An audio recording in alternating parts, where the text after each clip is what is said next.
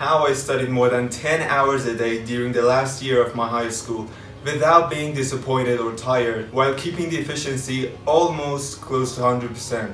In this video, you will be given 7 amazing tips for studying, and it doesn't really matter in which expertise you are studying at, whether you are a high school or a university student or basically anything else. So make sure you do not miss any of these 7 tips because they're not gonna be useful unless you apply them all together. And stay tuned because after those 7 tips I will show you my exact study plan and one extra bonus tip which is really going to help. By the way, it's Arta, welcome to this video. Tip number 1, eat healthy. This is probably the most cliche tip of all time, but it is a cliche and used even so often for a simple reason. It works. Imagine you have planned to study after you have had your lunch and you eat a gigantic pizza with a massive glass of Coke. To be honest, if I were you, I needed at least 3 hours of sleep after that. So basically, your plan for studying that day will be ruined. Eat sufficient amount of food and a lot of water to stay hydrated all day long. Tip number 2 and the most crucial one is to take the right amount of breaks. All of us have very different ways of studying and different preferences. So I'm going to explain you 2 different approaches to this. The first one is you can decide and customize the breaks you take according to how you actually study. You can study and divide your time in blocks of, let's say, 1 hour or 45 minutes. So after each of those blocks, take a break. And the second approach would be like this. Firstly, you gotta set goals for yourself in the terms of chapters, topics, and the number of questions you're going to answer. And once you reach your goal, you can take a break and take these few minutes of breaks for kind of relaxing and stretching your body. These few minutes are going to be really refreshing for your body. They just sound easy, but these simple approaches are going to make a huge difference in your schedule. Tip number 3, use the rest of your time wisely. Just because you are studying more than 10 hours a day doesn't mean that you have to omit all the things you like and you cannot have fun and do the things that you enjoy. Let me just show you how I prize myself after studying 10 hours each day. After 7 p.m. there was no chance that I study even one word. So 8 to 10 hours of studying would be finished by 7 p.m. and after that I used to spend all the free time that I have and allocate it to all the things that I enjoy, and that was watching YouTube videos. And you can just spend it on the hell ever you want. Some people study all day long and they have no fun activity, and that is the reason they never succeed. Haven't you seen a guy who studies 20 hours a day and he barely even get a good score? So do not let the studying overshadow your hobbies and extracurricular activities. Tip number 4, change your study area. If the quality of your study is totally independent of where you're actually studying at, what environment you're in, always try to change the surrounding you are studying in. You might not just want the change, but indeed you need the change. The same room for 10 hours a day can do this. So go sit in your living room, your parents' room, or if you have access to it, to a library. Tip number 5. Use different ways and methods of studying. Instead of merely reading from a textbook and answering questions behind, you can instead watch video lectures, which maybe can make learning easier for you. You know that not everyone can read and comprehend all the things at once, and this is where online education really comes in handy. There is reading material for once you're able to grasp the concepts have been taught in an online video. And other than that, you can write down your notes in some creative ways, such as a method called tree-based method and some visuals like that. Tip number 6. Nice.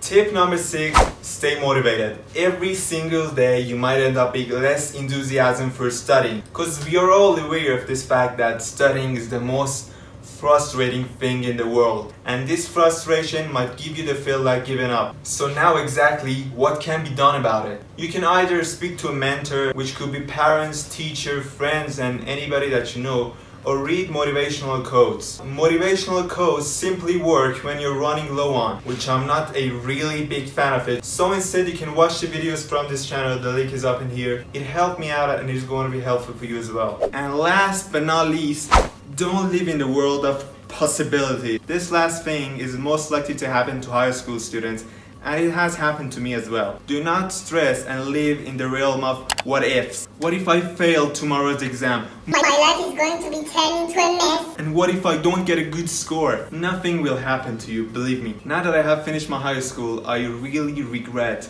those times that I became sad for not getting the damn much satisfying of a score. You don't need to be always A+ student for being successful, you know. Now it's time for the magical routine that I promised in the beginning. Every single day, without any excuses, I woke up at 7:25, so the commencement of my study journey would be at 8 a.m. So after you got out of your bed, make sure to get enough nutrition down so you don't just leaving your study zone and seeking for food on your refrigerator like cavemans. Because this is going to be a real big distraction. The goal is to hit 1.5 hours of go. And as you might have guessed, it's actually a long period of time to stay focused and not to be distracted. So we have to actually split it out. But how? Sit for 55 minutes and after that, take a break for just 5 minutes. Just get out of your room, your study zone, drink a glass of water and do not use your phone as a break. 5 minutes done?